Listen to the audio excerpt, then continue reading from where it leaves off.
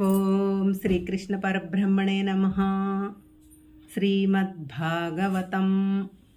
ఓం శ్రీ గురుభ్యో నమః. శ్రీమద్భాగవతం పరిచయం. శ్రీమద్భాగవతం వేదాంత సారం. ఇది అనుష్ఠాన వేదాంతం. ఈ వేదాంతం వృక్షమైతే భాగవతం దాని యొక్క మధుర ఫలం. ప్రస్థానత్రయం, ఉపనిషత్తులు, బ్రహ్మసూత్రాలు, భగవద్గీతనందుండే సారమే ఈ గ్రంథంలో పొందుపరచబడింది. భక్తి, ప్రేమ తత్వాల ద్వారా సగుణోపాసన చెయ్యటానికి వీలుగా జనసామాన్యానికి సులభంగా అర్థమయ్యేటట్లు రచించారు. శ్రీమద్భాగవతం పురాణాలకు శిరోభూషణం వంటిది.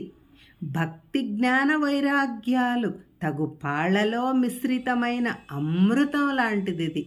సామాన్య భక్తి పరాభక్తిగా పక్వమైనప్పుడు జ్ఞానాంకురమవుతుంది. సగుణ రూపంలో భగవానుని ప్రేమించటం ద్వారా సర్వసృష్టిని ప్రేమించిన వాడైన భక్తుడు జ్ఞాని అవుతాడు.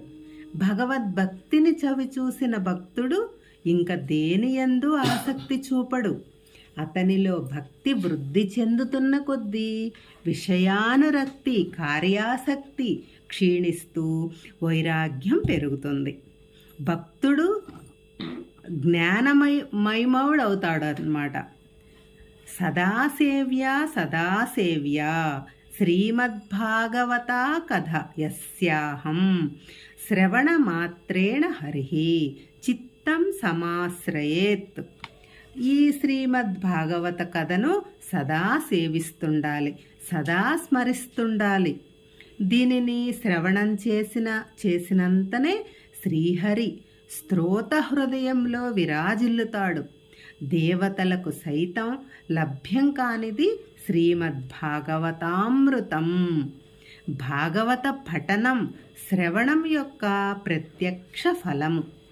భగవంతుని యందు భక్తి అంకురించటము, ఇదివరకే ఉన్న భక్తిభావం ఇనుమడించి స్థిరపడటము, పిదప భక్తి పరిపక్వమై జ్ఞానంగా పరిణమించి మోక్షరూపమైన అంతిమ ఫలము లభించటం.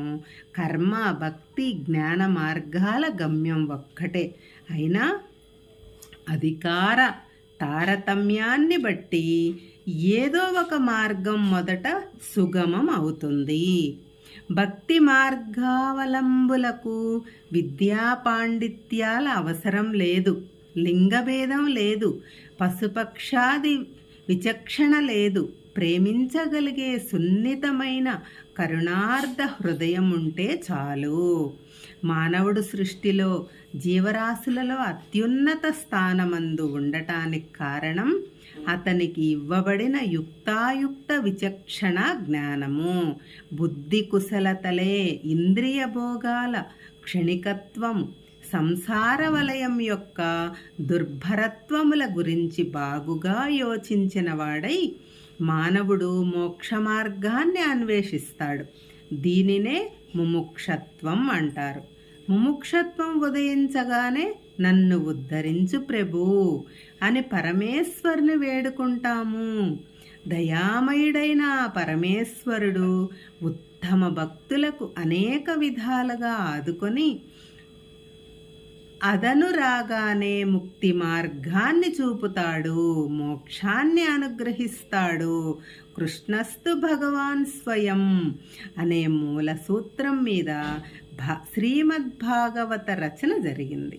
శ్రీకృష్ణ చరిత్రను ప్రధానముగా తీసుకుని సృష్టి ఆది నుంచి శ్రీకృష్ణావతారం వరకు సంభవించిన భగవానుని పూర్వ అవతార గాథలు కూడా సూక్ష్మముగా వివరించబడ్డాయి.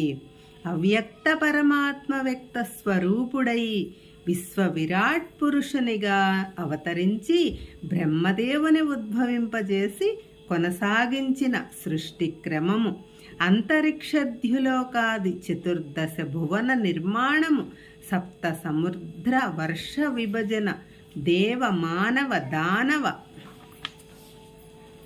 జంతు పశుపక్షాది వృక్షాదులైన జీవజాతుల సృష్టి, మనువులు రాజులు వారి వంశాలు విస్తరించటం, దుష్ట శిక్షణ శిష్ట రక్షణాది కార్యాలను నిర్వహించటానికి భగవానుడు ధరించిన అవతార విశేషాలు, భగవానుని అనుగ్రహానికి పాత్రులైన సాధు సజ్జన భక్తుల గాథలు భాగవతంలో చెప్పబడినవి.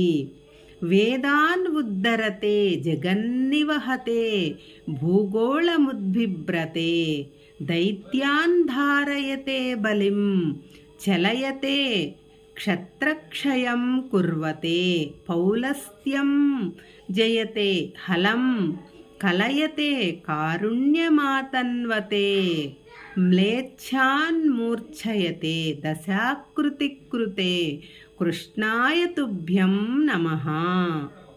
వేదాలను ఉద్ధరించినవాడు, జగత్తును ధరించినవాడు, భూమండలాన్నే పైకెత్తినవాడు, దైత్యుని చీల్చినవాడు, బలిని అణచినవాడు, క్షత్రియులను నశింపజేసినవాడు, రావణుని జయించినవాడు, హలము త్రిప్పినవాడు, కరుణను పెంచినవాడు, మ్లేచ్ఛులను పడగొట్టినవాడు అయిన శ్రీకృష్ణ భగవానునకు నమస్కారములు.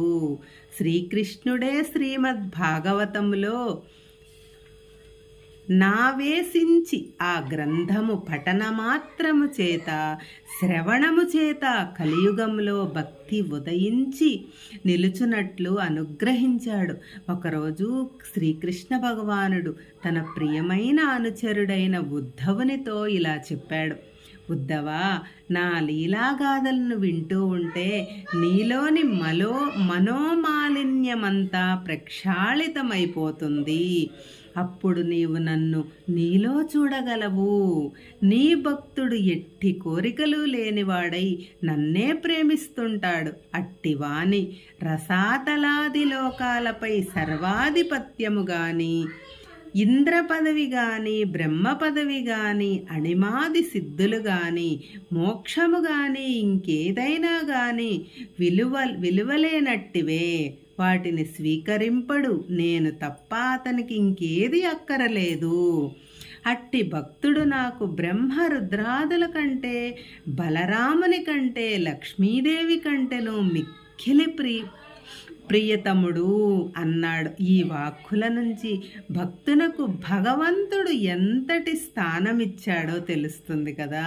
ఒకనాడు పృథు చక్రవర్తి భగవంతుని ఇలాగే వేడుకున్నాడు: ప్రభు, నాకు మోక్షం కూడా వద్దు. నీ భక్తులు సతతము చెప్పుకొనుచుండే నీ యొక్క దివ్య లీలాగాథలను వినటానికి నాకు 2 చెవులు చాలవు. కనుక నాకు 1000 చెవులు వినికిడి శక్తిని ప్రసాదించు అని ప్రార్థించాడు. చూడండి, పృథు చక్రవర్తి నీ లీలలు, నీ గానము, నీ మాటలు వింటే చాలయ్యా, నాకు మోక్షం కూడా అక్కర్లేదు. నాకు ఈ 2 చెవులు చాలట్లేదు. నాకు 10 చెవులు ప్రసాదించయ్యా, 1000 చెవులు ప్రసాదించయ్యా అని ఆ కృష్ణ భగవానుని ప్రార్థిస్తున్నాడు. పరీక్షిత్తుతో శ్రీశుకుడు ఇలా చెప్పాడు: రాజా, ముకుందుడు ఎప్పుడు ఎవరికి ముక్తిని ప్రసాదించాడో ఏమో గాని భక్తిని మాత్రం అనుగ్రహింపడు. భక్తియే కృషి చేసి సర్వము అర్పించుకొని భక్తిని పెంపొందించుకోవాలి అని, దీనిని బట్టి ముక్తి కంటే భక్తికే ఎక్కువ ప్రాధాన్యము ఇవ్వబడినట్లు తెలుస్తుంది. హరే కృష్ణ.